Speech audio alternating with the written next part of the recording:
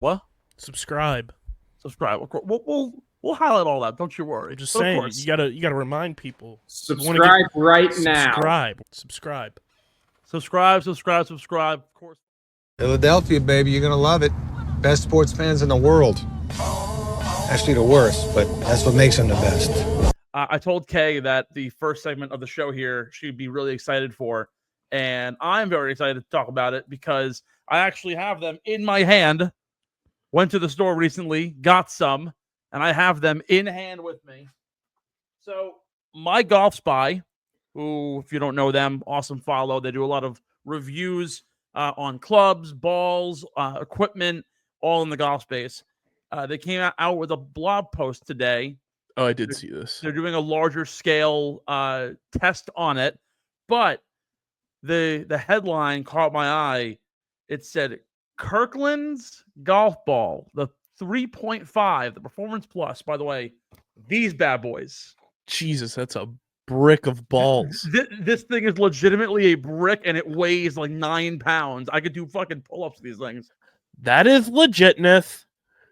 Apparently, these golf balls might be better than the Titleist Pro V1s. Now, you are hearing that right. This recording is not happening in 2016, back when the first Kirkland golf ball came out, and it was announced that they were getting sued by Titleist because apparently they had stole every little spec of the Pro V1 and made the ball better than that.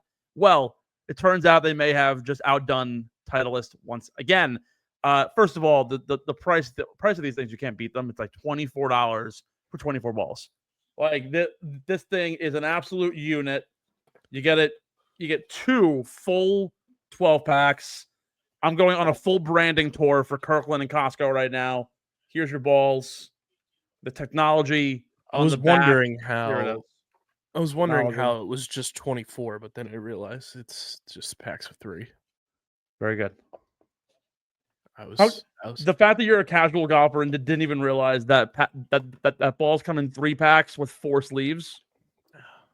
That says a lot about says a lot about our society. Would have never guessed. So yes, so the numbers are in, and apparently the Costco golf ball might just be better than the Pro V1. So my Golf Spy ran a test. It's more of a micro test. The full one's coming out sooner than later, but they ran at 3 different kinds of clubs: driver, 7-iron, and then a wedge shot. They ran at 100-mile-an-hour club speed for a driver, 81 miles an hour for a 7-iron, and a wedge shot replicating about a 40-yard pitch shot greenside. Now, 81-mile-an-hour club head speed, roughly about what the average golfer is going to shoot on a 7-iron. 100 mile an hour, about that for a driver. What they scored, where this makes a difference, right? The weight, diameter, and consistency of the ball is roughly the same. Wasn't anything super drastic. Titleist is the gold standard, of course, in ball size. I found out actually recently that golf balls aren't all the same size. They could be very slightly off depending on like dimple pattern. Kirkland golf balls are apparently bigger than most other golf balls. Bridgestone golf balls, because their dimple pattern are a little bigger, but Titleist tends to be like one of the smaller ones, and therefore there's less like bounce or inconsistencies within the actual layering of the golf ball. But Kirkland scored a 97 on the compression chart, where the Pro V scored a 91. Now, where Kirkland landed, it was more like the Pro V1X, which is a more spinnier version of the golf ball. It flies a little higher, it spins a little more, it causes some spin on those greens as well, stops the ball a little bit shorter. What's crazy is that it's a 5-point jump for Kirkland from 2024. It was at a 92. It's now all the way up to a 97. The data results. According to this, Kirkland provided more average carry and total distance with the driver with a tighter dispersion than the Titleist Pro V1. On iron shots, Kirkland's ball produced more spin. Naturally, it's more like the Pro V1X, while the Pro V1 won in overall carry distance.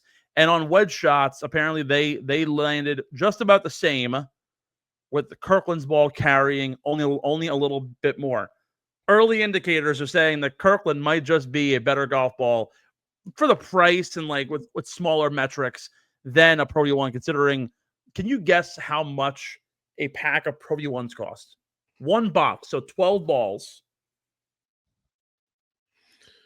How much was the you said $24.99 was the 24 for Kirkland though? So it's So 12, half the 15, amount. $13. Yeah. $12 for a 12 pack of balls, let's call it, for Kirkland. I'm gonna say you take the price of the 24 from Kirkland, you're gonna double that for So you're gonna quadruple basically the cost of a single box. but you're also gonna like slice a little bit off of it. So for a 12 pack, I'm gonna say it's $38.99. Oh, I freaking wish they were, man. According to Dick's Sporting Goods, a box of Titleist Pro V1 golf balls, they're actually on sale right now. They retail for $55. Jesus, They have are on sale mercy. for $50 right now. Have mercy. So for the price, Kirkland golf balls, you really can't beat it. They are simply the best in the game, no doubt, hands down. For the price, the actual like golf ball itself, I mean, I don't usually buy Kirkland balls. I don't need that kind of spin and RPM on my shots, but the fact that Kirkland is providing almost as good game as Titleist, and like in years past, the tests don't even compare. Like Titleist blows Kirkland out of the water. The interesting thing, and as a casual golfer, you could look back to when we went to the PXG store, right? We talked about like dispersion and talking about how different things are. Like dispersion rate is so important because it depends on how far left, how far right, how far short and long you're hitting your ball, and then it finds like a conglomerate based on a few like good shots. The fact that Kirkland's putting out a tighter dispersion rate, arguably than the Pro V1, is really a testament to how well they've done this golf ball. And plus, like Costco itself has been doing such a great job with all their products. I mean, I don't know if you're a Costco guy. I appreciate Costco. We just do not have one around me. It's a shame. So fun fact, I've never been to Costco. KB, when you come up for I assume the PLL is coming back to Long Island, right? No, we are going to North Jersey for the championship. Okay. Where is that? That is at Sports Illustrated Stadium where the New York Red Bulls play, like right outside of Newark, I think. In Harrison? Yeah. So whether you go up for that and I meet you, or you go to Fairfield, yes, I will be in Fairfield. There's one like 20 minutes east of there. I'm gonna bring you to Costco. Are you coming to Fairfield? I would. When is it? July 18th and 19th. I have a wedding that weekend. Of course you do. I know, because I'm the most popular fucking guy on earth. You are pretty popular. I won't put. I'm kind of pissed off, and I hope my friend and his future wife aren't listening to the show. I'm excited for their wedding. Don't get me wrong. It's an opportunity for me to get drunk, and it's on a golf course, so I'm going to try and sneak a 9-iron out there and hit some late night shots while everyone's out partying. But it's also the same day as David Wright's retirement ceremony for the Mets, and I'm like, I text my friends, I go, guys, just so you know, I have an extra ticket to Caitlin and Kyle's wedding. Might not be able to make it. I am going to be going to David Wright's retirement ceremony because David Wright has done more for me in 27 years than my friends have done for me my entire life. So you are in that prime age, that 27 to like 30 is like the first giddy up of like weddings. Oh yeah. And boy, oh boy, was I thrilled that yours was the last one for me for who knows how long, because last year bent me over and spanked me with a broom. Brother, I have a wedding in June. I have one in July. I think I have one in September, one in October. Next year is probably going to be even crazier. So we got a lot on the docket. But I will bring you to Costco, and we're gonna do a full on chicken bake and well, this summer we're planning to do some fun things this summer for the show in particular, and going to shore and going to your shore and doing some mini tings and hell yeah, some Mickey tings. Oh boy, yeah. No, I'm going to visit the mouse in September. Damn, dude, speaking of the mouse, I love when we go on these tangents to start shows. I gotta say, I have not been to Disney World since 2008. That was the last time I was at Disney. I somehow one tweet made it onto my For You page about Muppet Vision 3D. Oh yeah. And it has been my entire rabbit hole of an algorithm, and I'm not complaining. I fucking love the Muppets. My former employer, PacSun, I got one of those nice little Instagram ads to shop now. Steve, they're gonna get me. There's a shirt with Pepe, and he's got a rose in his mouth, looking like an absolute stud. I will send you the link because the shirt is just magnificent. I love the Muppets. A part of my childhood died when I saw that they like officially closed it, and the fact that Jim Henson's daughter was the last person to enter and see the show is just magnificent. It's funny. I was actually talking to Kay. I'm like, I wonder who the last person is to like see the attraction, or like who's the last person to go on like Rock and Roller Coaster when they like finally put it up for like refurb. I'm going to Disneyland in California, so that'll be different. But have not been there ever. I have been to Disney World 3 times. Actually, me and Kay's family did like the backstage tour of Disney. Mm-hmm. Her mom's like always wanted to do it, and we go, and our tour guy was hilarious. He goes, guys, if you take nothing from this entire tour, I want to give you a PSA. I have been my entire life here working at Disney. He's been working there for like 7 years. He was like, I am the only person out of every single person who works at this resort who is absolutely on board with the idea that we should make Hollywood Studios exclusively Muppets themed. Oh yeah, I remember you telling me about this, and I totally agree. He goes on a soliloquy. He's like, I have rethemed every single ride, every single restaurant, everything we have in Hollywood Studios. I can make it Muppetized. Yep. All the way down to Star Wars land. Like we can make it all. I co-sign. I would be all over that. So heavily. I mean, technically Yoda is a Muppet. Because not only is the design of Yoda like Muppets, this shirt is incredible. Not only I may is have the to design, buy it now to go to California. Literally, the design of Yoda is like Muppet engineering. Yeah, it's Muppetized, but Jim Henson was the puppeteer. Yeah, for the original Yoda. So actually, I found this out, and this tangent's gonna be horrible for the show because it's so long. I found out, you know, the guy who played. I mean, like he played all of them because they CGI'd him, but he played the Oompa Loompa in the second Charlie and the Chocolate Factory. Mm-hmm. That guy was he wore a costume that was Yoda for the first movie was a puppet. The second movie, I believe, was an actual person, and it was him in the suit. Sick. Like that's fun. Like you are, and we have mentioned this on this show in the past, how the little people of the world, because we're PC here on the show, they don't get enough like rights when it comes to like starring in shows, and like we CGI'd Hugh Grant for the Wonka movie, and the Snow White movie. I'm pretty sure it's all just regular people. Haven't even seen it, don't want to see it, but which by the way, we can also get into how I thought the Lilo and Stitch live action was a horrible movie. I heard one thing about it, and I was like, that movie will not be getting my money. Yeah, I think it was a 4 out of 10. It was a half-baked production.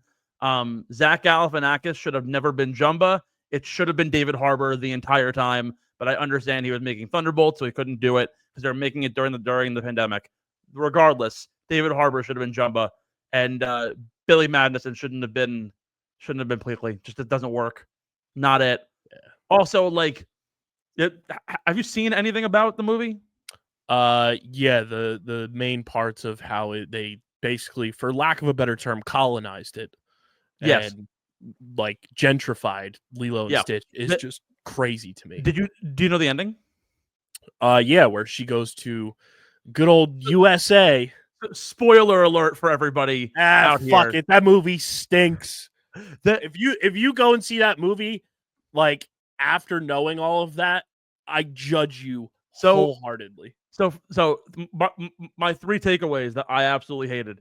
There's no Gantu, and apparently that's so dumb. Apparently the director was like, "Oh, like it wouldn't have worked in the CGI."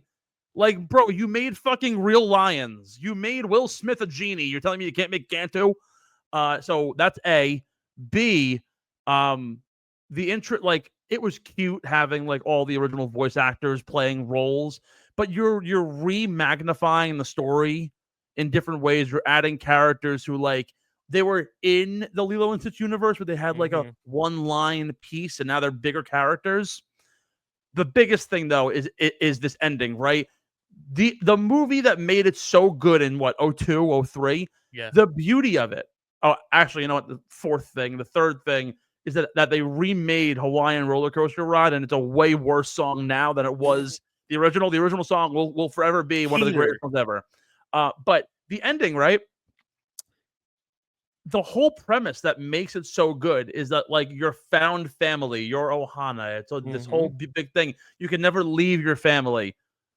The ending of the movie is literally she ends up becoming a foster child, moves next door, and Nani goes to college. And why they chose UC San Diego as the fucking place? Fuck that school.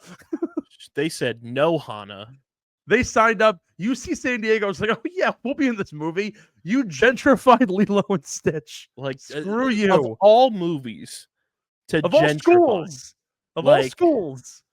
You're telling me the University of Hawaii wasn't a good enough program for you? Has to go to the mainland where people literally go to Hawaii to study marine biology. Give me a break. She's got to go to the mainland to do that. Get the fuck out of here.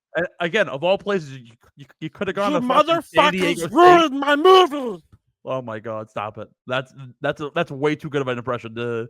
I should have voiced Stitch, but I wouldn't want my Stitch voice attached to that gentrified nonsense. Hold on. I know it was the original voice actor, but when I found that out, I was disappointed because that was one of my lifelong dreams, that if they ever did additional Lilo and Stitch things, I wanted to be there. The fucking do it, Steve. You sound more like Gollum than Stitch. Yeah, it's a bit heavier on Gollum. I will say this: I want to see a Lilo and Stitch 2 for the sole purpose that I want them, and I want to see who would be casted as Reuben.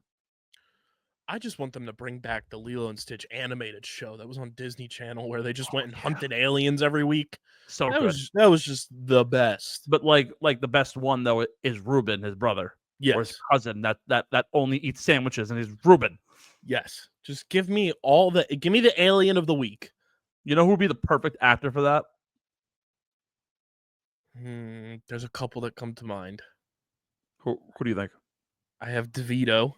Yeah. All right. That was mine. And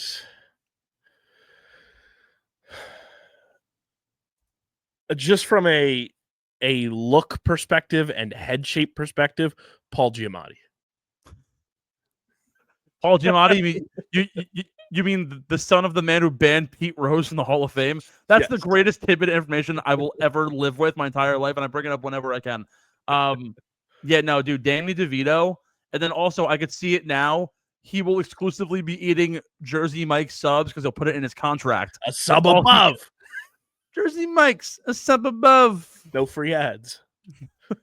But how you doing? We have been tangenting. We need to get on track.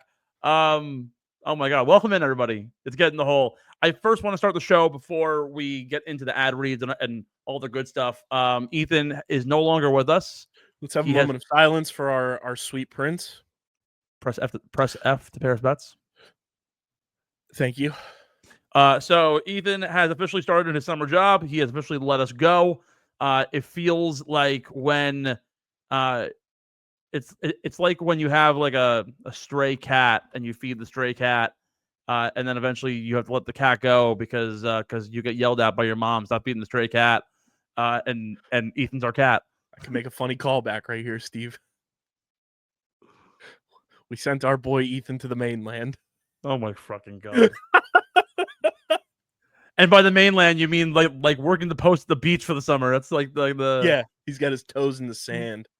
Got my ass in a lawn chair, toes in the clay. Please don't copyright me for singing Zach Brown Band song on the show. Life was good today. So yeah, Ethan's no longer with us. Hopefully we will get him back in studio though to hop on soon.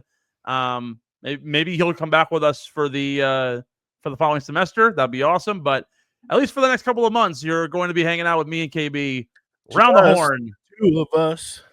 And unfortunately, I'm gonna now be in charge of running all socials again because I had a good run for a few months. Baby. But we're back, baby.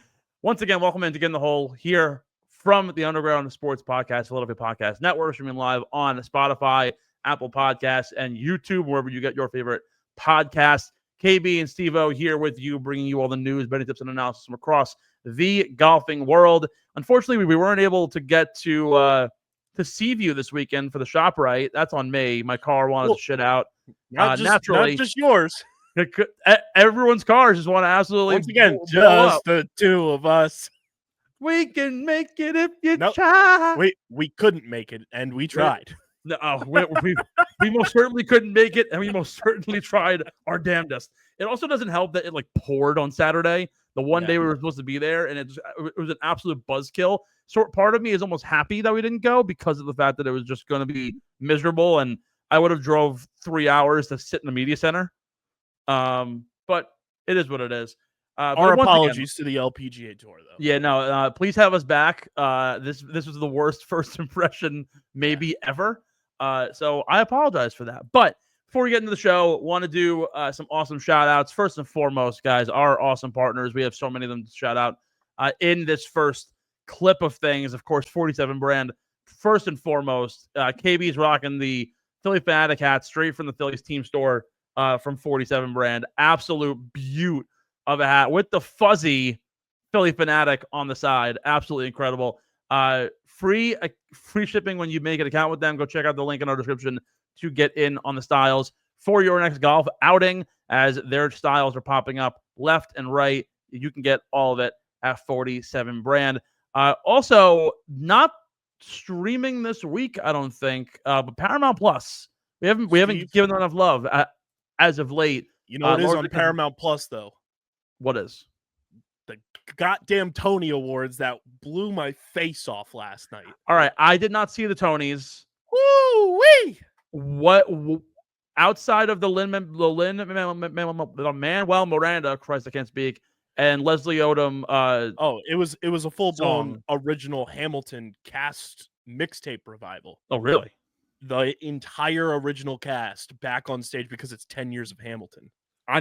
10 years? 10 years, dude. I feel ancient, dude. Ancient. 10 years. Of Hamilton. I remember when the movie came out on Disney Plus during the pandemic, and I'm like, I will never have to go and see this play and spend way too much money to see it. And the fact that came out 4 years after it hit Broadway, not even the off-Broadway stuff. That was 4 years after it hit Broadway. But yeah, it was the entire original cast. They did like a 10-minute mixtape medley. Amazing. I had chills the whole time. Unbelievable. I'm doing my damnedest this fall to go see Hamilton because Leslie Odom Jr. is back as Aaron Burr. Yep. Sir. I have to go see it. Tonys are streaming on Paramount Plus, though. The entire thing. Cynthia Erivo hosted. Yes. And Steve, let me tell you, she's a goddamn amazing award show host. She was funny. She had quickness with delivery. She made Oprah pull out a car from underneath of her seat. She was all I like Cynthia Erivo a lot, actress wise. She can host the hell out of a show. I love it. I want to see her do more. And it's honestly so great because I love seeing people who aren't I feel like every year it's either Ricky Gervais or Conan O'Brien.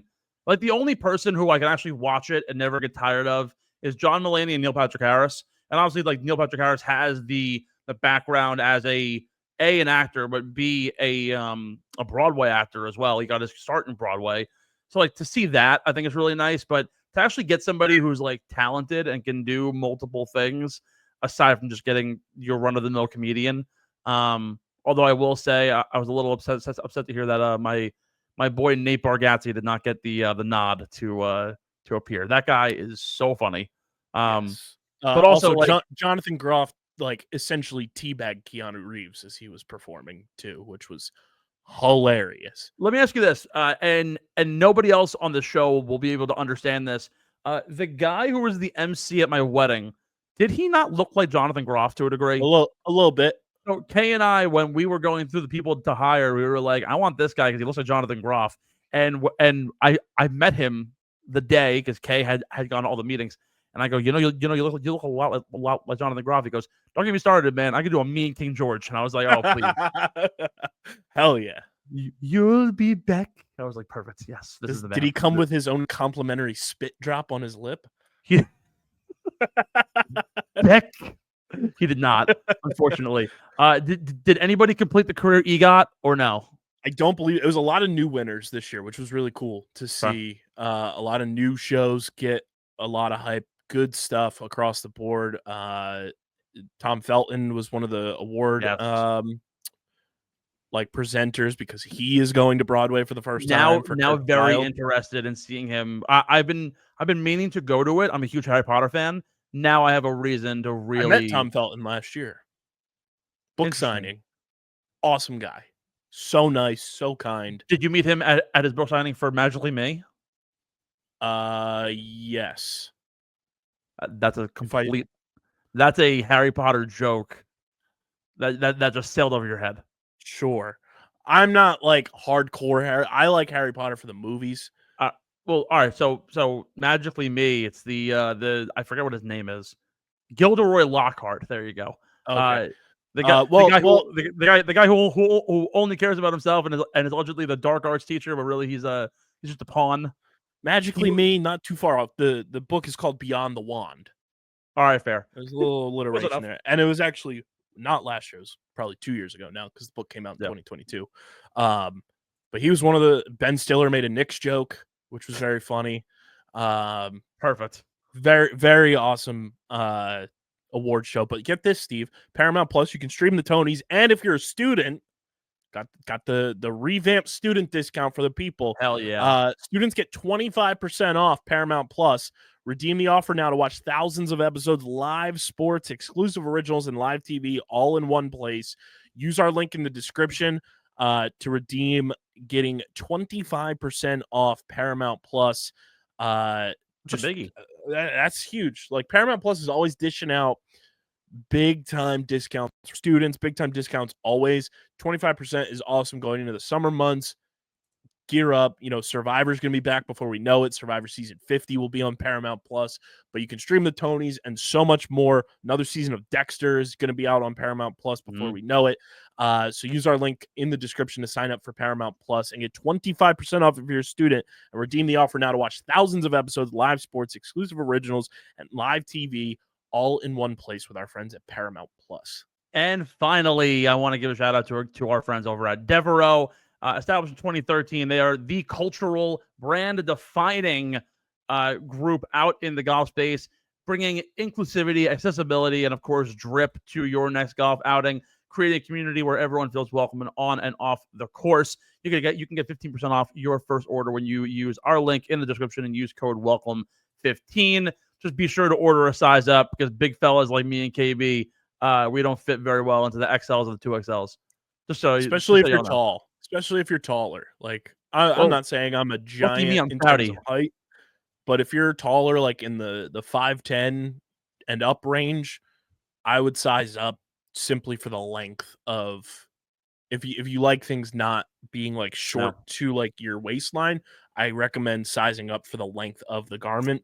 But I love their styles. Like I'm still gonna peruse their website and find stuff to. Big guys like you and I struggle because like I feel like everything nowadays is like cropped. Like I went to Abercrombie and it was all like cropped clothes. I'm like, man, like I need something that hangs a little bit. I got a beer belly out here. Yeah, I'm working on myself. We're trying. And it's like I got my swimmer shoulder still. Like I have broad chest. Oh yeah. So like I need not only the chest length, broad. I also need just like the actual length because I have a longer torso. So definitely recommend that. But I love Devereux.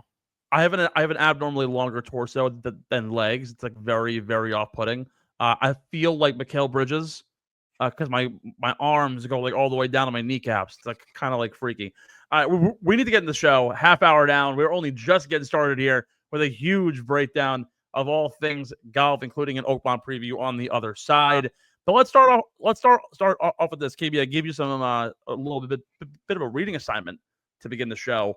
The beauty of what I've learned over the last year and a half as I've been analyzing the world of golf is that I love when people take notice of things that I'm taking notice on and do the work for me. And with that, I want to give a shout out to James Colgan, local Long Islander right here in New Hyde Park, literally in my backyard of golf.com. He put out an article about how viewership on both PGA and LIV Golf tours have really made some staggering inferences into the way golf is being perceived in the media landscape. So like a few weeks ago, I mentioned how Dan Rappaport had on Josh Carpenter talking about how there's no negotiation currently between the PGA Tour and the PIF. It seems like, and we debated whether or not like LIV ever really wanted to come to the table, and all they wanted to do was just be generalized as another golf tour and be socially acceptable. And Josh Carpenter put it very eloquently. He said he was like, has it backfired on them that they've tried to like merge together? Yes. But have they gotten to see the table? Absolutely. Like they're still here, and they're just kind of regarded as another tour, same as the Korn Ferry Tour or the Asian Circuit or the Latin America's Tour, whatever it may be. So per James Colgan's research, the PGA Tour has had and this goes across the 5 times that the PGA Tour and LIV Golf have intersected their coverages. Now, for reference, PGA Tour streams on CBS, NBC, Peacock, Paramount Plus, and the like. You can also get LIV Golf on Fox Sports, FS1, and FS2. So that's as our starting point. Overall, PGA Tour had a 17.78 larger viewership on Sundays head-to-head versus LIV Golf on all channels. That's 3.1 million views to PGA Tour Sundays versus 175,000 for LIV Golf. Now, there's a lot of reasons for this. And KB, you can give a little bit of like insight here, and all these numbers are based on Nielsen. So Fox is not only streaming solely on Fox, they're also on FS1 and FS2. And those of you casuals, they're much smaller channels. It's the equivalent of ESPN 2 and 3, or really even like ESPN News, honestly, because FS1 is a channel, but it's a premium channel that you get on cable, or you gotta watch it and stream it on Xbox or on your phone. FS2, I probably have never even watched anything on FS2, to be honest with you. Whereas PGA Tour is streaming on Peacock, CBS, or NBC primetime slot on Sundays. The comp for the 3 million to 175K viewership difference, NBA opening night on TNT had 3 million views. January Sharks versus Kraken game had 175,000 views. That was the lowest rated NHL telecast the entire year. So for reference, like LIV is not nearly coming up closer to the PGA Tour in terms of numbers. However, twice was LIV's Sunday round shown on Fox primetime. At that point, the PGA Tour had a 6.5 time more viewing, almost cut it by 2/3, 3 million to 475,000 views for LIV Golf. Now, Fox's television rights deal, I've come to find out, it runs across all networks. It varies depending on primetime windows. They also have many international events, so naturally they're going to play on FS1 and FS2 when they're playing in Riyadh or Singapore or England, as opposed to primetime slots here in America. They played in Chicago, playing in Virginia last week. Those were naturally aired on Fox primetime. Now, there's 2 things that are interesting, and I'll bring this topic to debate. James put up a chart, and it showed that LIV Golf broadcasts peak in the first hour, and they slowly go down. Meanwhile, PGA Tour slowly keeps on creeping up. It's kind of like the S&P 500, right? Like in a bull market, slowly climbs, and it peaks towards the tail end of the broadcast in the last hour. What we're realizing is that people watch LIV Golf, but they're just going to turn on to the PGA Tour once the primetime coverage begins and the final group is on the last 9, because they can watch that in 2 hours and get all they need. Because really, let's be honest, the PGA Tour isn't really showing anything anyways. With that being said, I have a big issue with the PGA Tour and how they produce their streams how they bring things on. You look at the U.S. Open schedule this week. On Friday's coverage, we're going from USA to Peacock to NBC. I shouldn't have to go to 3 different channels to watch golf coverage throughout the whole day. It's fascinating, though, that the PGA Tour's biggest blunder, in my opinion, the fact that they do have all these different partners and needs to go to CBS and NBC and Paramount Plus and Peacock and ESPN Plus and USA and A&E, it still isn't helping LIVGolf. It's like the Tour's biggest blunder is not the biggest asset for LIV, and the names aren't doing it either. What are your thoughts on that? Yeah, I mean, like, the only time that, like, LIV is even in my frontal view is if, like, it's popping up on a tweet notification or anything. So it's like, I'm not even, like, aware of where to watch it. Like, they do such a piss poor job of marketing, and it's a whole sport thing in a lot of ways. But I did find this funny too. Speaking of LIV, while we're on the topic, Flushing at Golf tweeted over the weekend, Jon Rahm now has 21 top 10s on LIVGolf. That's every single start since he joined as captain of Legion 13 over 18 months ago. Is that any good? ZD Dogs Golf on the tweet machine quote tweeted it and said, I volunteer at a nursing home, and once a month I take 12 of them bowling. Not once have I finished outside the top 3, with the mind blown emoji. What a wild tweet. I was like, I resonate with that. I mean, look, like, it's still impressive, though, that the top 10 21 times in a row. But yeah, from a TV aspect, though, and I know I bring it back all the time whenever I'm on this show, and now that I'm on more regularly than before, like, I always bring it back to the PLL because that's the number one thing that I, like, know a lot of intricacies about. Like, the way that ESPN and the PLL work in tandem for a non-major 4 sport is incredible. Like, yesterday, SportsCenter Top 10 featured number 1 and number 3 were the PLL. It was Chris Cavanaugh and Marcus Holman, like, unbelievable highlight reel goals, were the number 1 play on SportsCenter Top 10 and number 3. That, to me, is utilizing your network partner to a level that gets your product in front of other people. Now, obviously, Peacock, Paramount, CBS, FS1, Fox Sports, they don't have a Sports Center type show. So, like, that's a different thing. But even so, like, I'm getting on my phone from the ESPN app, I'm getting notifications about PLL games starting. It's on ESPN Plus. It's on ESPN Main. I'm getting notifications about insane highlight reel, moments from the PLL from the ESPN app.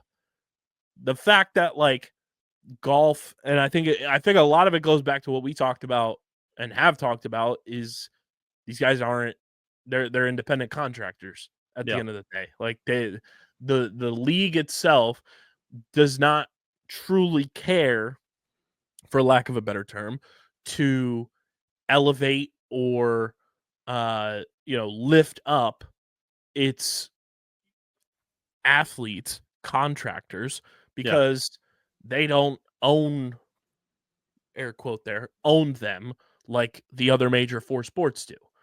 It's a weird thing that I think needs a lot of overhaul, and we've talked about this ad nauseum about golf as a whole, but I think it goes back to that, like, the marketing and TV and just getting golf in front of your face is so piss poor. And I think that's why YouTube Golf does so much better for the common golf fan, is because guess what? When you're subscribed to a YouTube channel and you click that bell icon, like you should for our YouTube channel, you get a notification on your phone. Where are most people all the time now, Steve? They're on their phones. I mean, but, like, now, like, the argument can be made, though, right? Like, Peacock and the Fox Sports app and ESPN Plus, like, you can easily stream anything on your phone. But I think the other issue that the tour is issued with, right? The fact that golf can't, like, football, right? Football, it's whatever to go from Fox to CBS to NBC on a Sunday night, because at least it's staggered out a certain way. if I'm going to watch golf and it's all in one place, why does it need to be from USA in the morning to NBC, to Peacock to NBC? Mhm. Like, we don't even need. I think the biggest issue with golf, right, is the product value. Is it's great to follow the thing live, but realistically, the way it should be is if you have a 3-hour block, let's say, towards the back half of the day, or even a 4-hour block on a Friday afternoon, because it's daytime TV. There's no like real prime time slot. Mhm. The first 2 hours should be highlights. You walk us through the best shots of the day from every single player, from the first hole to the last hole. Then you give us some live updates as guys are finishing out their rounds. Guys are on the back nine in the last 8 or 9 groups. You should be able to get us most shots, right? Particularly the more notable ones. Give us some analysis. Add some more production value to make golf more interesting. Now, that's not like I get it. You don't get everything in 2 hours. That's why TGL is so good. But the fact of the matter is that the production value simply isn't the same. And you need to have it all in one spot. And really, the only thing they care about, and it's to no fault of their own, is the fact that the signature events take center stage, because that's all anybody wants to care about. CBS is only going to promote the Memorial and the Waste Management and Bay Hill and the players because it's on their channel. CBS only has the rights to the primary events like the Masters, like the U.S. Open this weekend, the PGA Championship. So they're going to promote those, and naturally people are going to tune in. But no one's watching the Cognizant Classic or the John Deere or the 3M or the Barracuda. Like, no one's watching it. So it's an up and a down. And how do you grow viewership? And I think that there's larger issues at hand to deal with.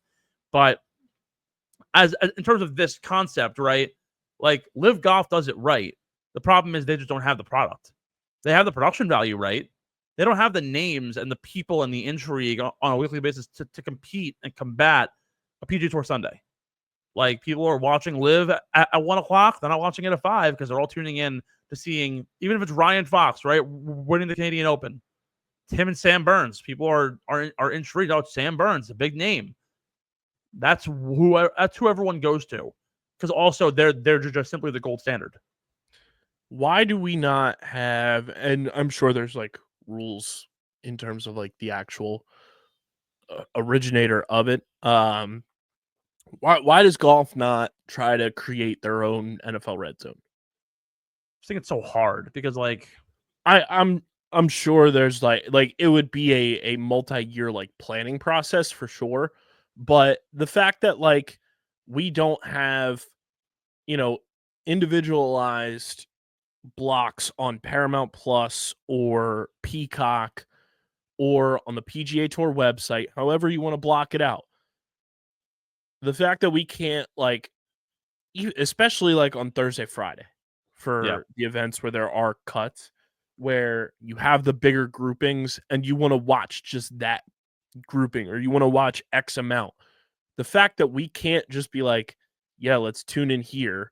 Let's double screen to have this one, boom. And I have both of these broadcasts going to follow these guys. Like, it doesn't even have to be like a red zone where like you're looking at like the money shots or anything like that, but like just an individualized broadcast where you're following. They have like featured holes and they have featured groups. Sure. And personally, like, I think we should just abolish the featured group idea, because we saw it during the Masters, right? Like, no one wants to watch just because Justin Rose is in the lead. No one wants to watch Justin Rose and JJ Spawn and Patrick Reed's threesome. Which is why I'm saying, like, we need not necessarily featured groups, but like we need to expand upon that, where it's like, sure, you want to watch that, that's available for you to watch, but also in a major, like, here's Scotty, Bryson, and whomever, you have the opportunity to tune into that one and have the switchability of who you're watching. There's so many fucking golfers playing at one time that, and I understand cameras are expensive.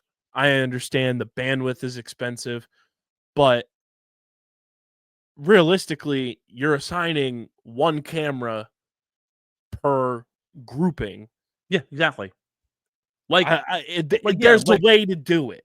Like, you want to watch Bryson this weekend? All right, you're going to also have to watch Dustin Johnson and Justin Thomas. I mean, that's great. Like, you're getting 3 good golfers, but you're going to there's a camera already at every single spot anyways.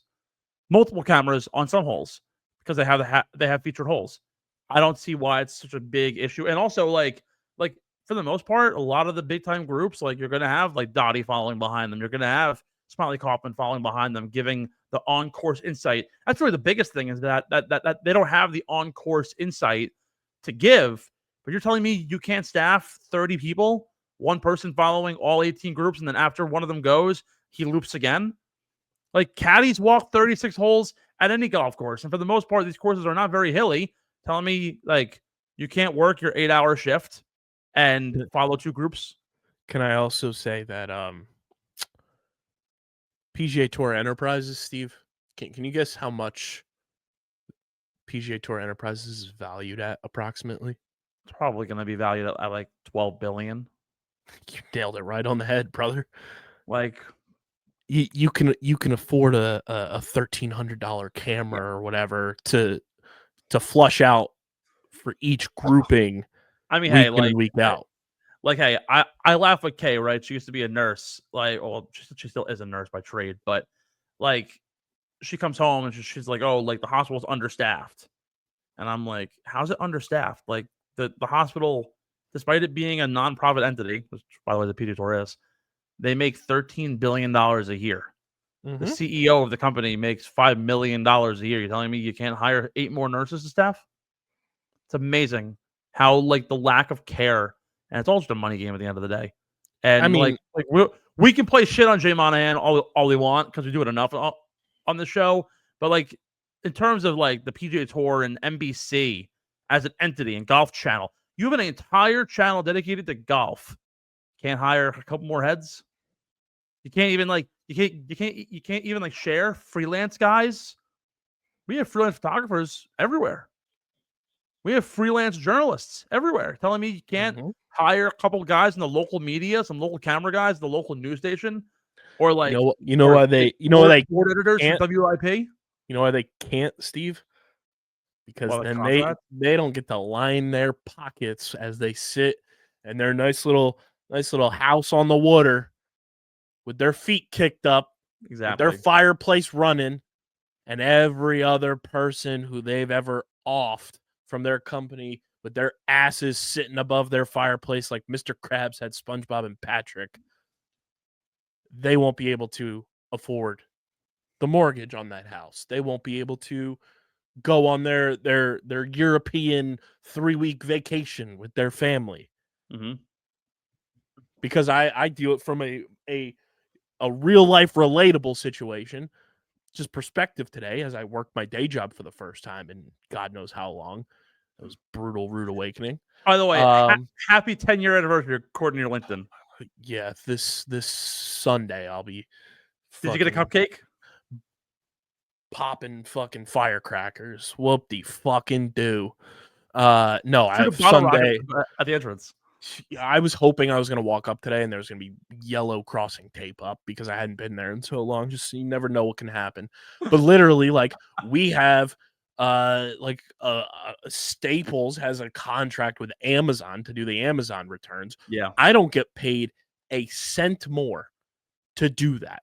Today, I was behind that Amazon counter from the time my supervisor went to lunch until he got back, which is a half-hour lunch. I did not move from doing Amazon returns and closed 6, count them, 6 full 18 by 18 boxes filled with Amazon returns. Ew. Brutal. Ridiculous. You see, I go to the UPS drop-off store because that's easier on me. Because you're a real man. I'm a real man. I'm a real boy. We're going to take a short break. On the other side, we're going to talk a little more LIVGolf, some new signing details for not only who's joining the tour now, but also what upfront bonuses are going to look like if new guys sign and or re-sign. And of course, we have our shots of the week and an Oakmont preview that you're not going to want to miss out on. KBS Evo here from the Underground. We will be right back.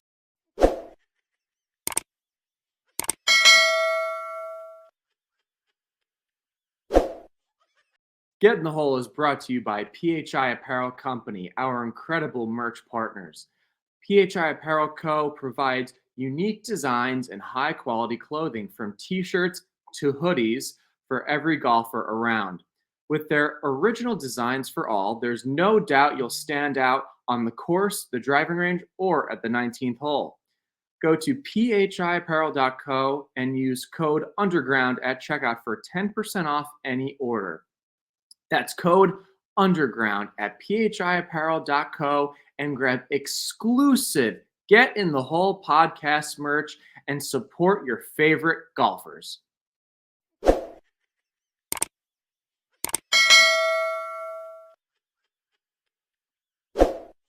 Subscribe to Get in the Hole pod.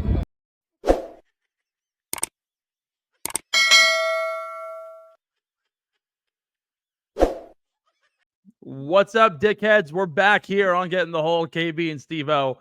Let's get into the shout outs of the week, presented by Acorn Hills, our favorite merch partners, who are changing clothing through conservation by offering eco-friendly packaging, materials, and clothing tags on styles that you will love. Check out their new summer drop that released last week. Get in on the action. Use code GITH15 for 15% off your next order. That's Get in the Hole 15 for 15% off your next order at acornhillsco.com, and look your best from the ground up. I want to give a shout out to Ryan Fox this week. Second PGA Tour win this week in literally 4 starts. He has 2 wins and 4 starts, taking home the RBC Canadian Open, locking in KB's big bet for Ryan Fox, best Oceania. However, the rest of the parlay did not go nearly as the plan. He's only one of 3 players to have multiple wins on tour this year, including Sepp Straka and Rory McIlroy. It's a pretty good company to be in there. Yes, I know Ben Griffin did win Colonial and the Zurich Classic, but we're not counting the Zurich Classic because it is a Mickey Mouse trophy. He edged out Sam Burns in a dramatic 4-hole playoff. Listen to this. Ryan Fox, 2 wins on the PGA Tour, 2-0 in playoffs. On the DP World Tour, he has 2 wins, but he's 0-2 in playoffs. So clearly he's doing better stateside than he is back home in Europe. KB, you want to take the next one here? I will pull it up right here. Shout out Jennifer Cupcho. Did I get that right? Yeah, you did. Very good. You never know. Sometimes the Paisans, they put the cuss sound on the CH. And then hey, Jenny Cupcho, how you doing? You're sitting there with your pants hanging down, looking like Asher Nolting in the PLL this weekend. How you doing? Hi, Cooch. Jennifer Cupcho won her 4th LPGA event at the ShopRite this weekend in Galloway. Fired a final round 66 to win by 1 at the old Seaview. Apparently it was beautiful. It was just raining out the whole weekend, so we weren't able to make it. So unfortunate. I want to give a happy anniversary shout out to... We didn't have cars either. Yeah, well, modes of transport. Well, I mean, hey, we could have kayaked if we really wanted to. Happy anniversary to Tiger Woods, even though it happened in June because of the scheduling.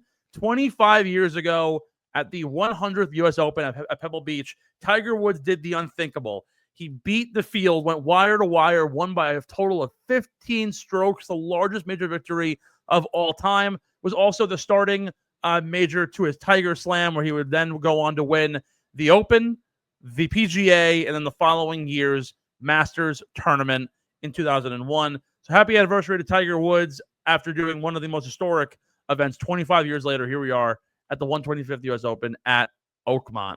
Steve, can I do some famous birthdays and our shout outs for birthdays? I think it's fitting. We have a new sponsor at the company. I think it's fitting to go alongside our friends at Acorn Hills. Birthday, you love a sweet treat. Our friends at Rita's in Sewell will be our birthday shout out presenting partner here. You're going to see a lot of Rita's content throughout our podcasts and social channels over the course of June and hopefully moving forward as well. But Rita's is the place to go all summer long to just the most tasty and delicious sweet treats, from the Italian ice, the custard, the blendinis.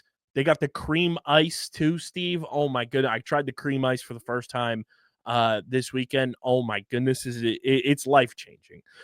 Rita's in Sewell, 288 Egg Harbor Road. Myself, intern Jacob, did a live show there on Sunday night. We're looking to do some more as well So we'll have some more dates for those in the near future. But go visit our friends at Rita's in Sewell, 288 Egg Harbor Road in Sewell, New Jersey. They're supporting us, so you should support them as well. And check out all the flavors and what you can get at Rita's by visiting the link in the description.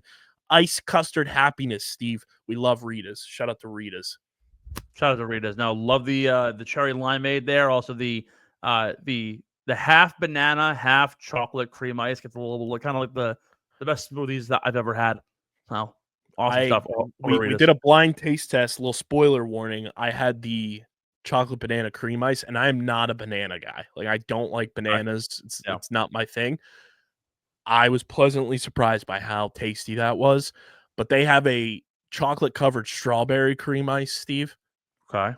It genuinely feels like you're biting into a chocolate covered strawberry. You know, I'm actually not a chocolate covered strawberry guy.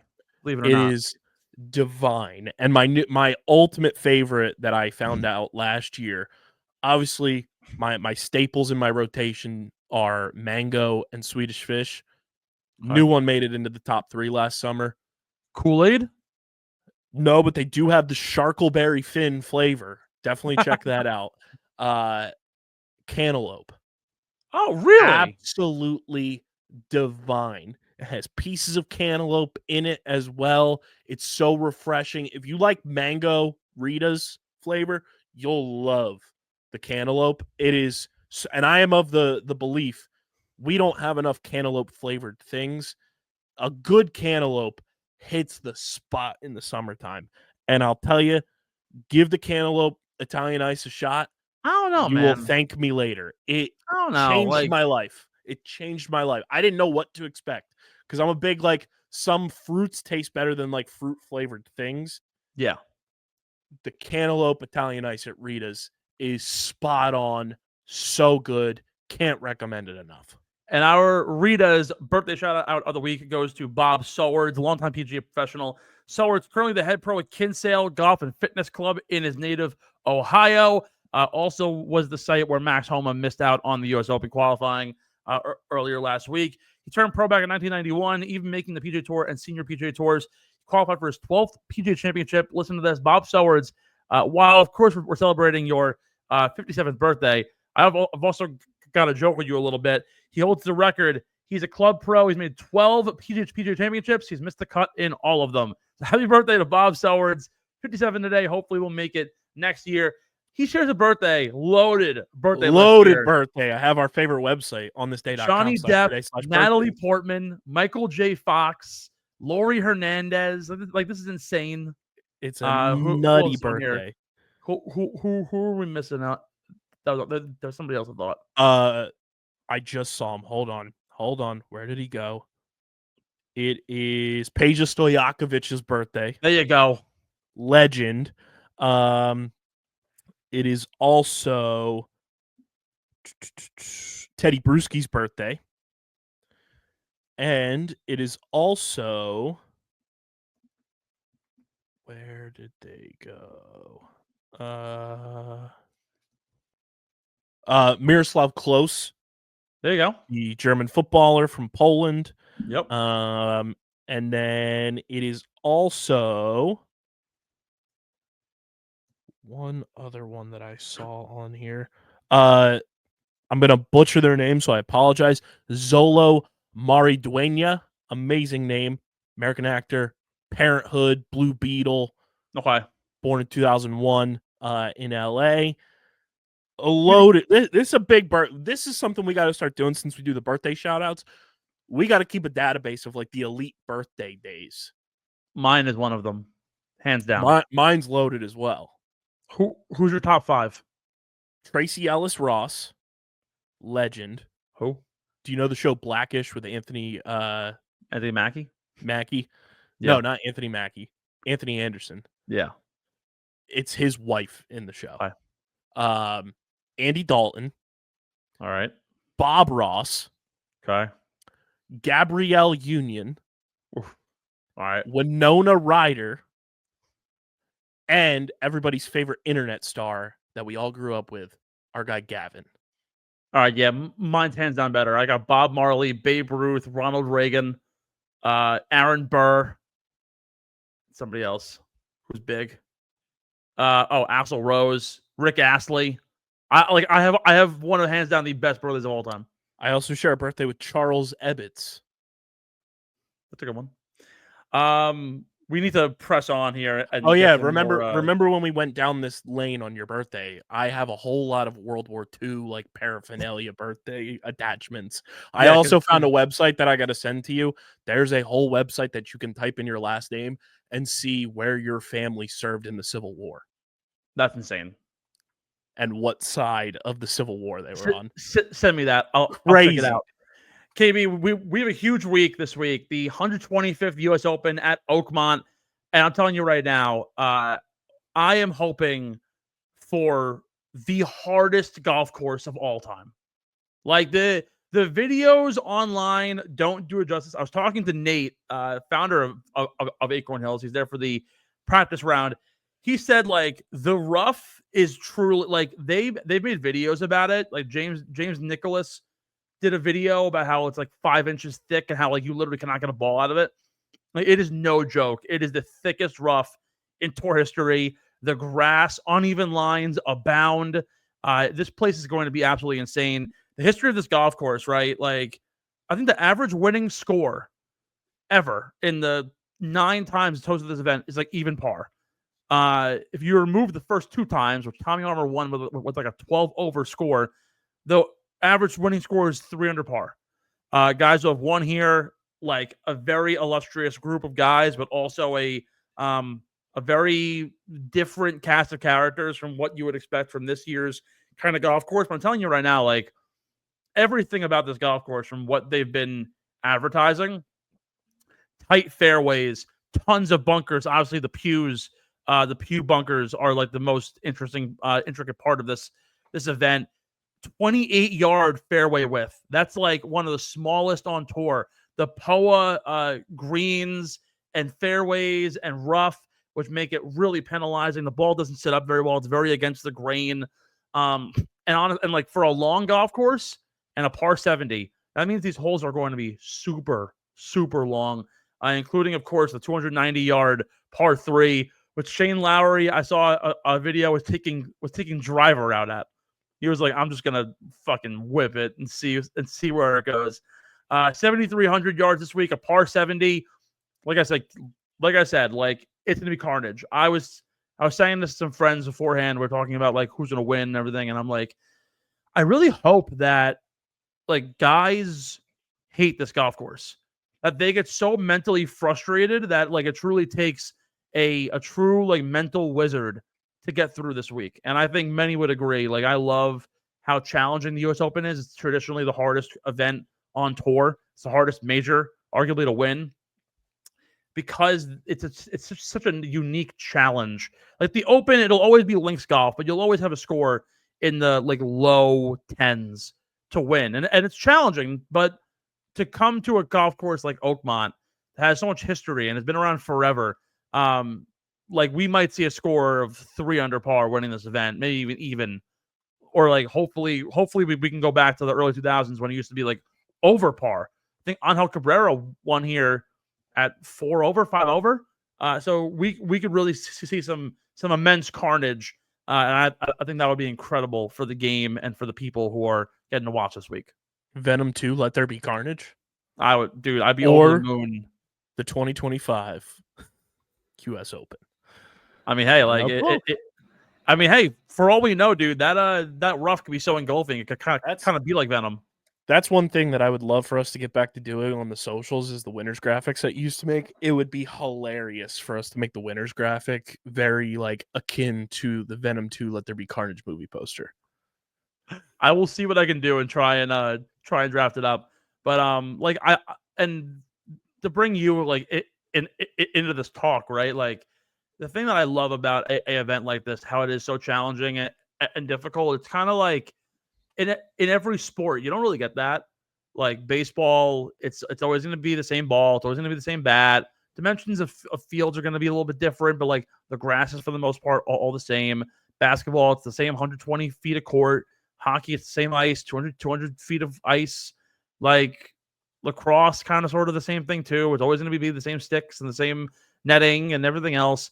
Like, it's really only like this and like F1 are the two events that like I can definitively say like the track is always different. The course is always different. How they design it is different. You can make the grass really thick. You can make it really short. You can make it very penalizing. You can make it very tree lined.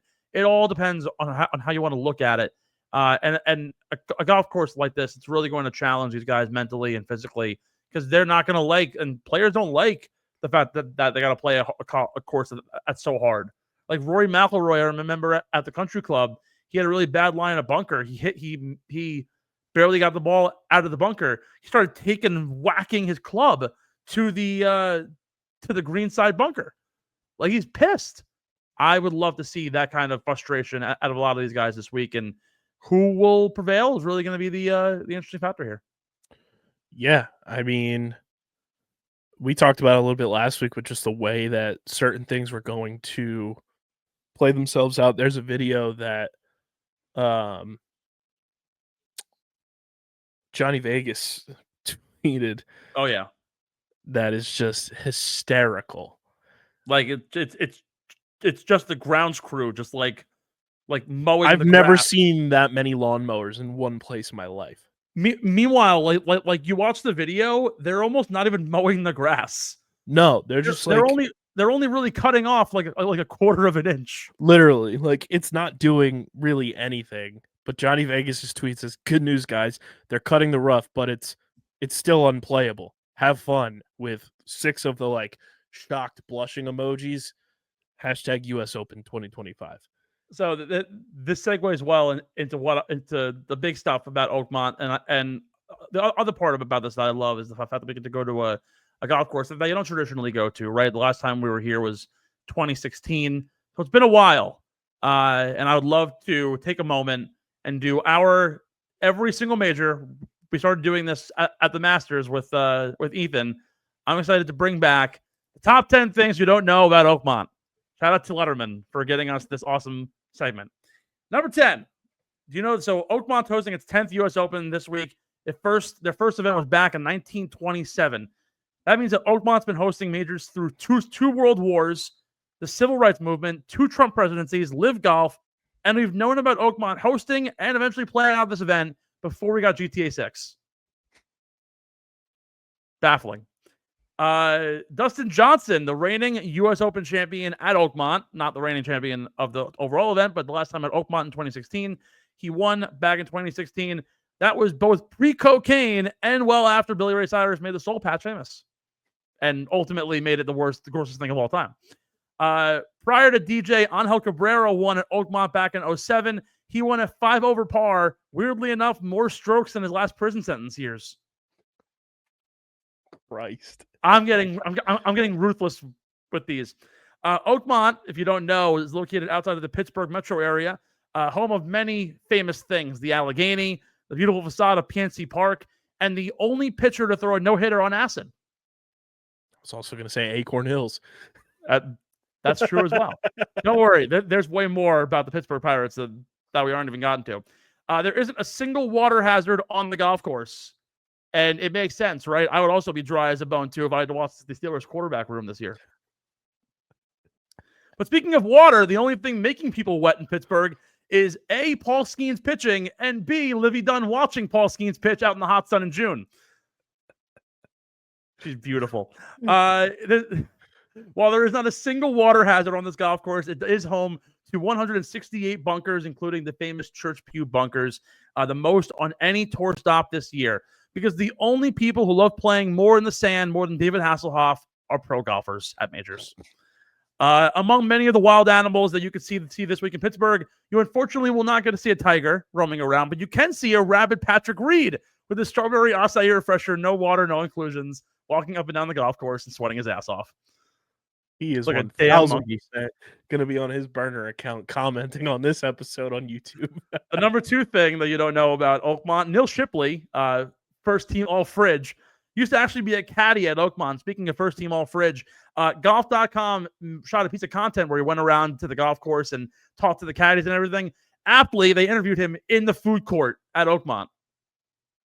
Because what else is more first team all fridge and just munching on some cake. And the number one thing you probably didn't know about Oakmont, the grounds crew are in fact not sponsored by Manscaped trimming the grass. They are instead sponsored by Nair. Oddly enough, it's the same sponsor that keeps Stuart Sink's hair nice and bald and ready for the hat tan of the middle of June and July.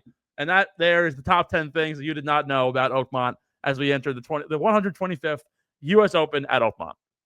And Steve, should I tell the people about our new friends to commemorate just an eloquent top 10 there for you? Let's hear it. Because we got a new sponsor alert. Wee woo, wee woo, wee woo. There it is.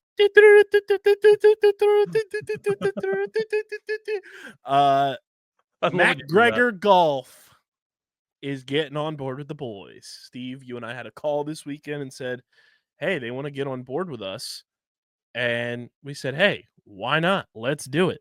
MacGregor Golf is back. And Steve, I love this because one of their marketing ploys is Return of the Mac. It's fitting for you. Yeah, dude, they're founded back in the 1800s. They were on hiatus, one of the top golf brands. Jack Nicklaus used to game them. They were at one time one of the best wedge makers in the game. Then they've gone on hiatus, but they are back. And honestly, dude, some of this stuff looks so sleek for the relaunch of MacGregor Golf. It's so awesome to be able to sponsor with them and get the return of the Mac in full swing. And genuinely, like, just looking at their stuff for someone like myself who is very novice, very casual, like, the look of things to me, like, tells me a lot about the attention to detail that you're putting into things. Not only do these clubs look good, they are so affordable. Mm-hmm.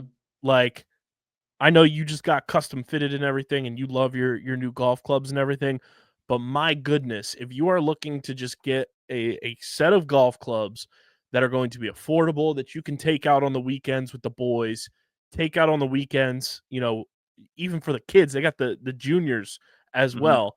These clubs are so affordable. The bags are affordable. The pull carts are affordable.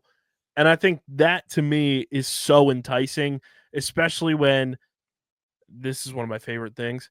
They're magically easy to hit. And the dark art of distance, Steve, the full hybrid iron set, $450.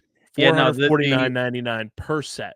Yeah, the one thing that really got me interested in MacGregor was the fact that not only are they one of the best direct-to-consumer golf brands. My Golf Spy, who we had mentioned earlier in the show, ranked them as the number one in 2025 as the best DTC golf brand on the market. So they said, quote, a proven performer that offers a unique value proposition for golfers.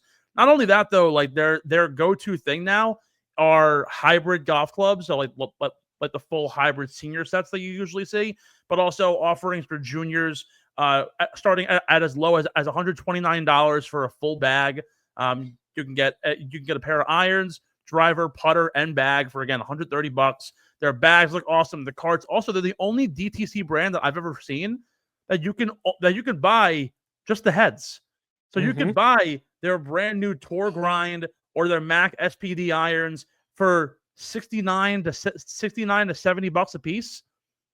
And if you have your irons already made, you can fit them yourselves. You can bring them to a store. You can get them done. So a lot of things happening at MacGregor Golf to be able to get you into the game or back into the game if you've been out of it for a while.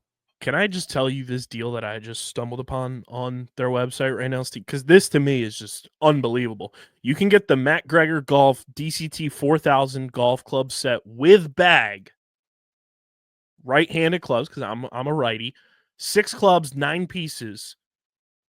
MSRP is $419.99. Right now on sale for $269.99. Wow, really? 6 clubs, 9 pieces, and the bag for $269.99. I got to tell you, dude, honestly, my first buy as somebody who already has a ton of golf things under his belt, I've never seen a golf travel bag for $100.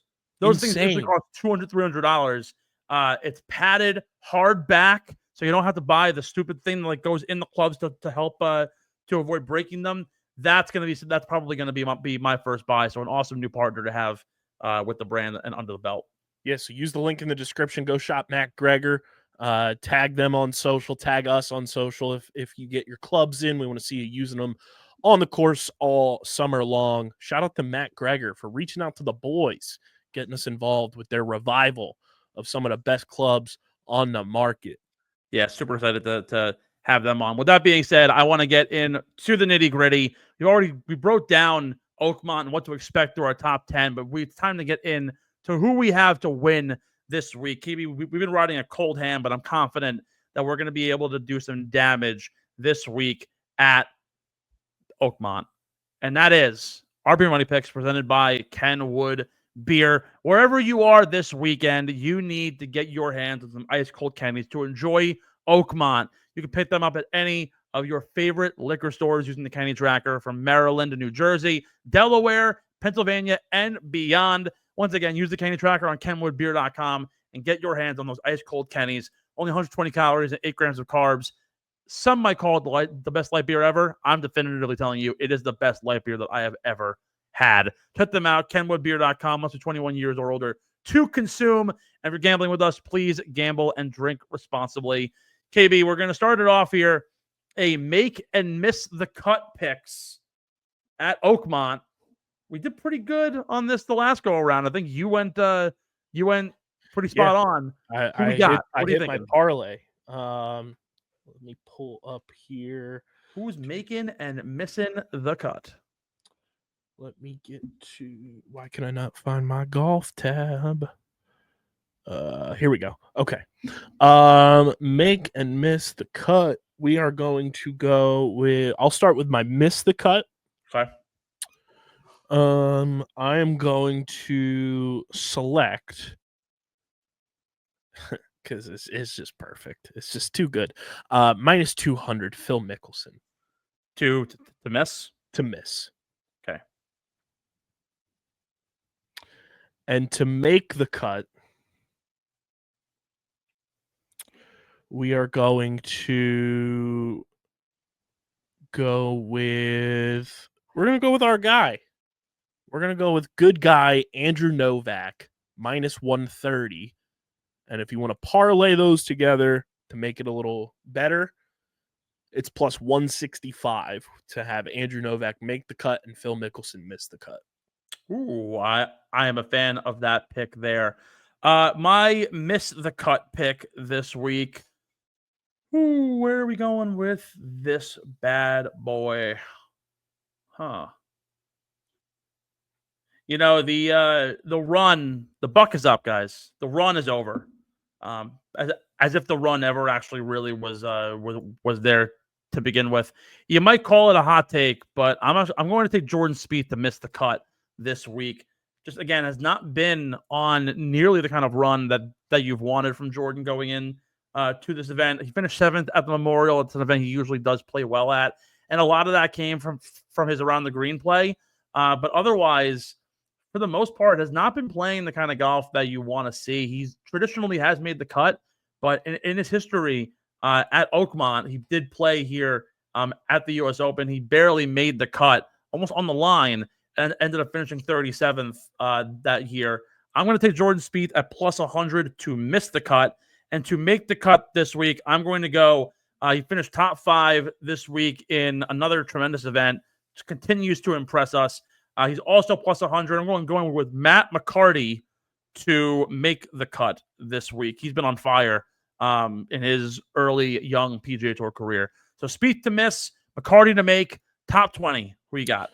Top 20, and for me, this is top 20, including ties. Naturally. I don't know why, but on a course that feels like it's going to be incredibly difficult, rough looks rough.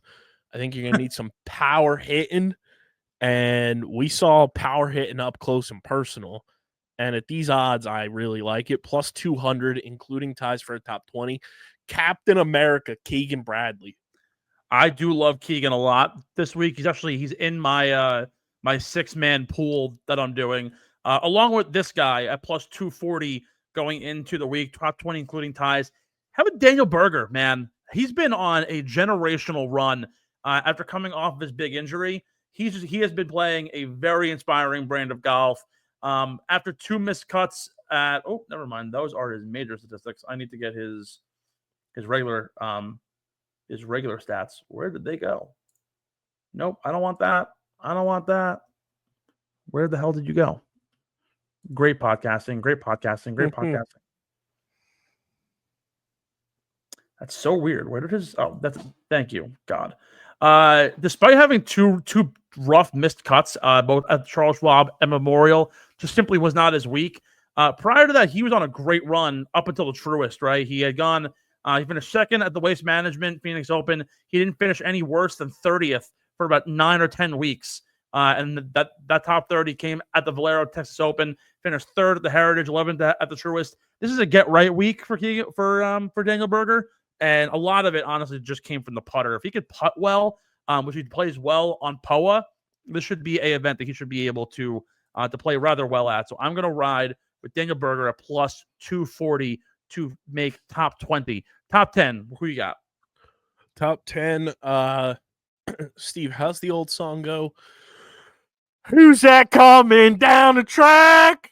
Who's that coming down the track? It's the Straka machine in the red and black. What a man. Give me Sepp Straka plus 320, including ties for a top 10. There ain't nothing more finer in the land than a drunk, obnoxious Sepp Straka fan. I really should have yelled it at the Truist. I would have gotten so much feedback on that. It's like the 18,000 times they go Eagles. You should have asked him a question, been like, go Dogs. Go Dogs. Oh, Dogs. Sick 'em. So, Sepp, how did you sick 'em out there today? Oh, my God. Meanwhile, Sean Martin goes, oh, so like your brother was higher recruited than you? Sorry, I love you, Sean. My top 10 this week, he's finally gotten back into form. His major results have not been where people want them to be. But he finished top 10 at the PGA this go around. He just won another event on the LIVGolf Tour. This is going to be a big week for LIV. I'm going Joaquin Niemann at plus 225 for a top 10 finito. Again, has been riding a really hot hand. He has 3 wins on the LIVGolf circuit. He won at Virginia just this past week, and going into majors, his best results have come off of wins or a week or 2 after wins from LIV. So big opportunity here out of Virginia. God, I can't even speak today. For a big movement here from Joaquin Niemann. Your top 5 pick. Top 5. This is where I'm like trying to feel a little frisky. I don't know why. I mean, for the record, too, I do like Keegan Bradley top 5 as well. He's plus 1,000. So if you want to sprinkle a little ched on that.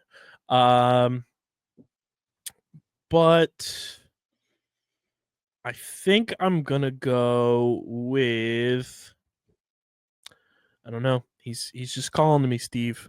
He's calling to me. Give me Shane Lowry plus 650, including ties. You know, Shane Lowry did finish top 4 here in 2016 at Oakmont. Top 5, I said it's going to be a LIV week to remember. And I called on this man at the PGA, and he's the only person who actually helped me out a ton. I'm going John Rahm plus 225. We have a lot of plus 225 here picks for me. Rombo, again, the streak on LIV, whether or not you want to call it a fluke or not, yeah, okay. You bring the old folks bowling, you finish top 3 every time. Like, I don't care if he's playing against Richard Bland to finish top 10 against Joaquin Niemann and Brooks Koepka and Bryson every single week. It's pretty damn good. So I will go with John Rahm. Called on his name at the PGA. He finished top 10 for me. Had almost a 3 strokes gain total. Called his name at the Masters. He had a 2.5 strokes gain. And honestly, the driver has been what's helping him out the most. The accuracy off the tee. You got to be able to keep it straight. No one's going to be able to hit it out of this rough. So I need someone who can hit it damn straight and damn far. So I'm all in on John Rahm here for a top 5. Your gimme selections this week. My gimme pick of the week.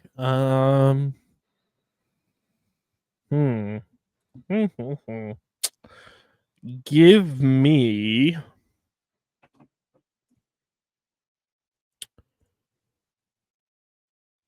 I'm going to double down on one of my prior picks just because this is awesome. Top 20. Honestly, Steve, my gimme pick is going to be a top 20, 30, 40 ladder. That's my pick every week. Does it let me do this? Hold on. Let me see what this does here. Never mind. I'm just dumb. I'm dumb. Don't screw me here, dude. Forget it. Forget about it. Top 20, including ties. I like this a lot better. Plus, it's plus money.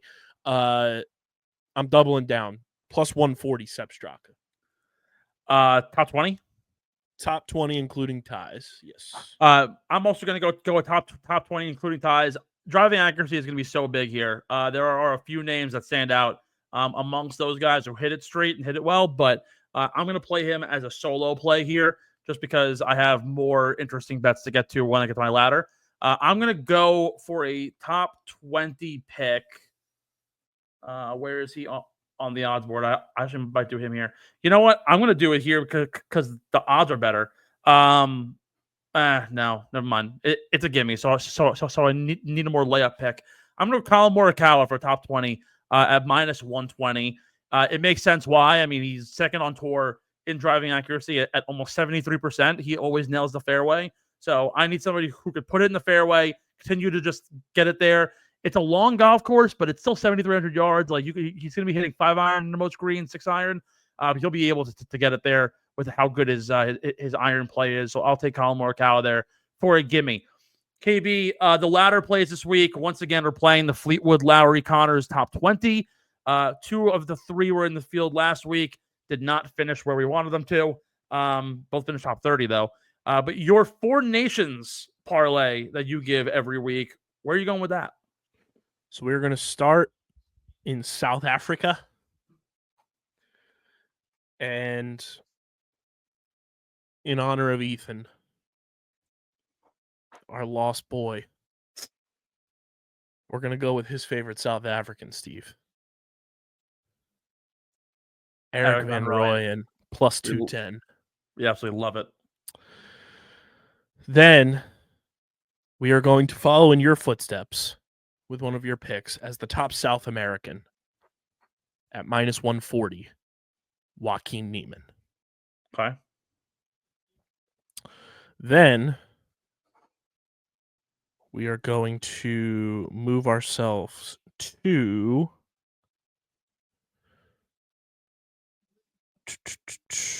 where are we going to go here? Let's see. We're going to go to the top Korean, Siwoo Kim, plus 180. Okay.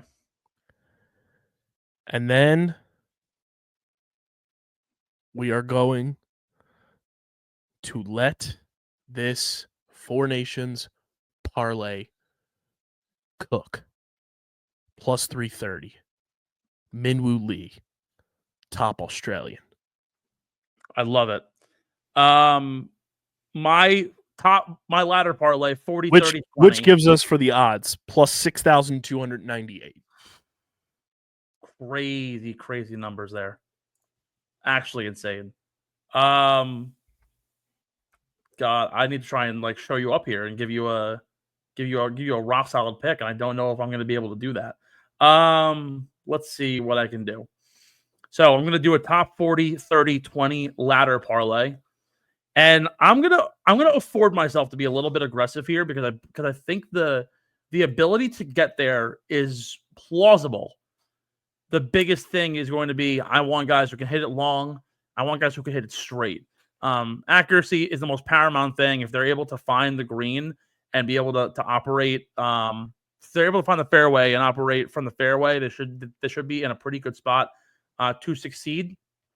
So with that being said, my top 40 pick, I'm going to go all the way down the odds board. He's plus 100. I'm going to go with one of the top 10 best fairway finders on the PGA Tour. I'm going to go with Lucas Glover. He's 7th on tour in fairways found, just ahead of Corey Connors, by the way, who's 8th.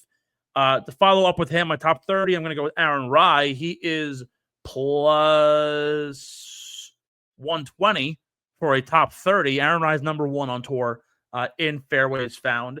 Now, I have a couple of options here for top 20, right? I can go conservative and take the Colin pick at minus 120. I'm going to give you 3 variations on how you want to go about this. You can either go with Colin Morikawa, and you can make the bet 7-1. You can go a little bit more down the odds board and go Corey Connors, who's plus 140. You can make it 9.5 to 1. Or if you want to get really aggressive here, I'm going to go with Harris English for a top 20 at plus 220. He'll make the odds 13 to 1. Now, Harris English has had an on and off year. He's had some really good showings, but there are times where he starts to kind of run out a little bit towards the end. He's one of the best putters on tour this year. He's finished second at the PGA, 11th at the Truist, 12th at the Memorial. So he has a penchant for getting there. He's finished top 20 in each of the last 2 majors. I think this is a week for Harris English if you want to get aggressive to get on the bandwagon there. So I'm going to go Lucas Glover top 40, Aaron Rai, and then whatever you want combination-wise of Colin Morikawa, Corey Connors, and Harris English top 20. I dig it. We dig it? I dig that. I love it. We're going to go our winning picks at Oakmont. Who you got? Oh, boy. Now, this is... Might I add, too, and this is I wanted to point this out at the beginning. This is the first time we've had a U.S. Open where the odds on favorite is less than 10 to 1 since Tiger Woods in 2003, 2002. Like Scotty Scheffler is plus 275 to win a major. That's as Tiger-esque as you can get. And we have 2 guys who are less than 10 to 1 to win. Insane. Like, God, I want Bryson so bad, but I feel like I can't pick him for a 3rd U.S. Open, right? I genuinely, this is just responsible. Bet responsibly, but this is your weekly advice. Bet Scotty. Also, if you want to have a little fun, because we have seen this year Bryson kind of melt down on Sundays. If you want to keep him in a range that is doable, including ties, Bryson top 10, according to DraftKings Sportsbook. No free ads, but shout out DraftKings.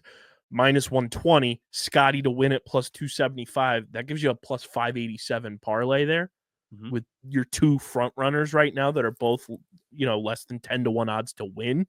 So that's kind of fun. I would throw that on the betting card as well. I really want to go Scotty here just because he's been on such a heater. And this is the first time into the summer that Scotty has been on a heater. Typically it's been in that monthly pocket that we've talked about a ton. Yeah. Where Scotty gets his wins and then competes, but doesn't really, show out and win a trophy, win a tournament. Scotty's on a heater right now. And I like him a lot. I'm going to have Scotty as a winner on my bet slip here, Steve, just as I have to. I would be dumb not to, but also to win. I do really, I'm going to hate it.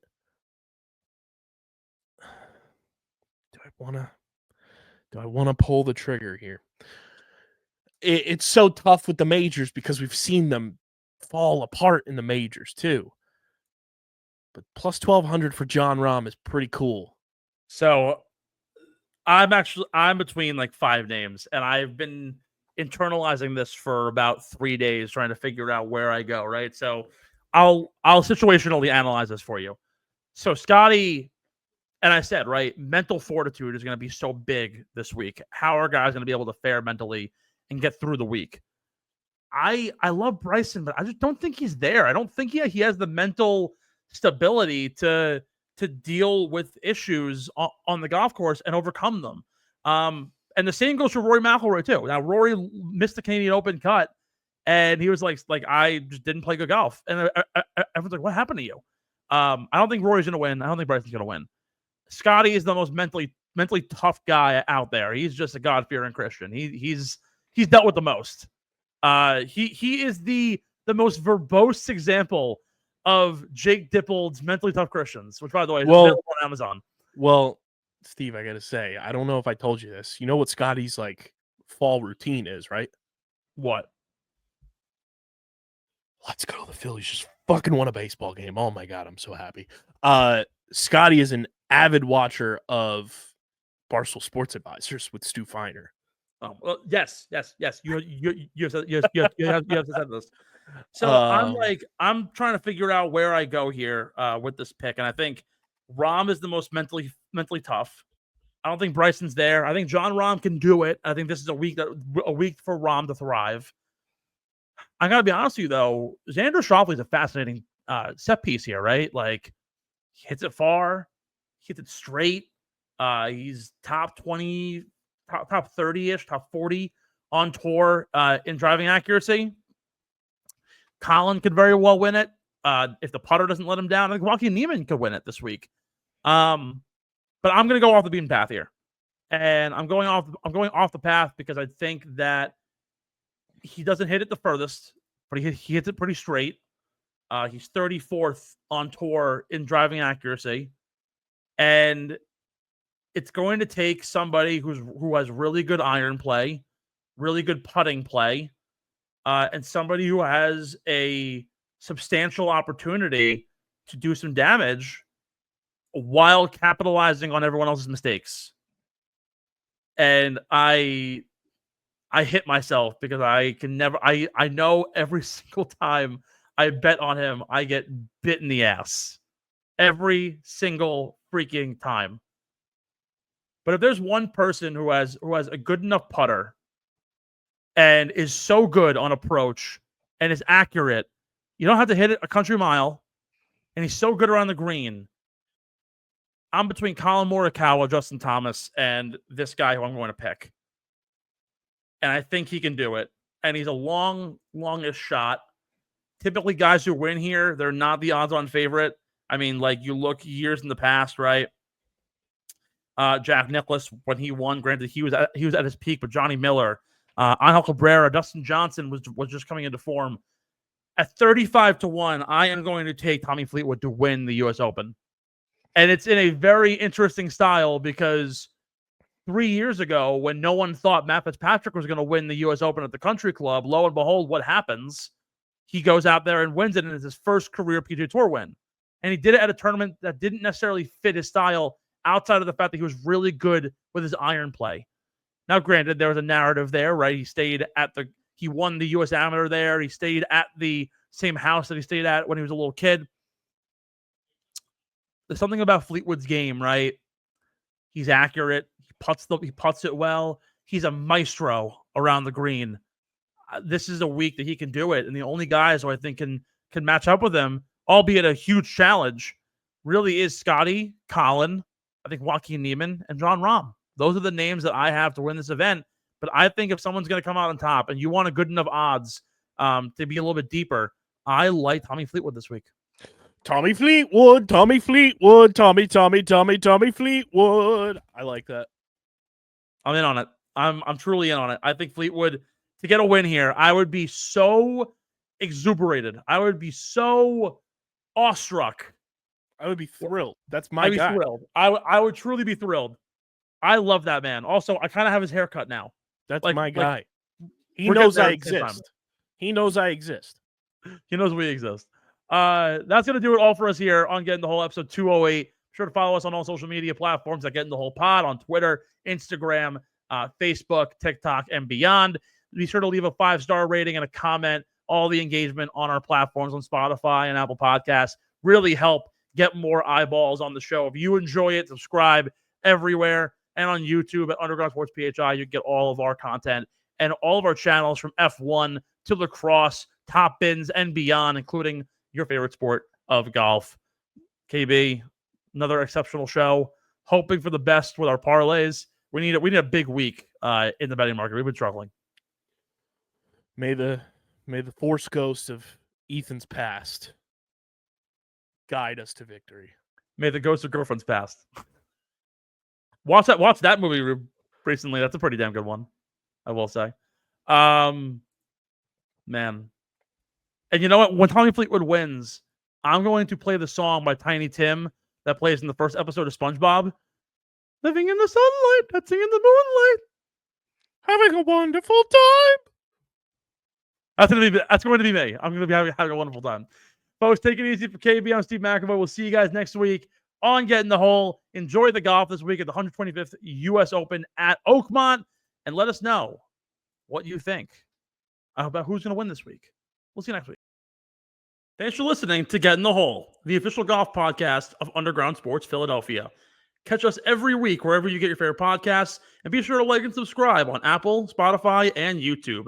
You can follow us on Twitter and Instagram at Get in the Hole Pod, and follow Underground Sports Philadelphia at Underground PHI.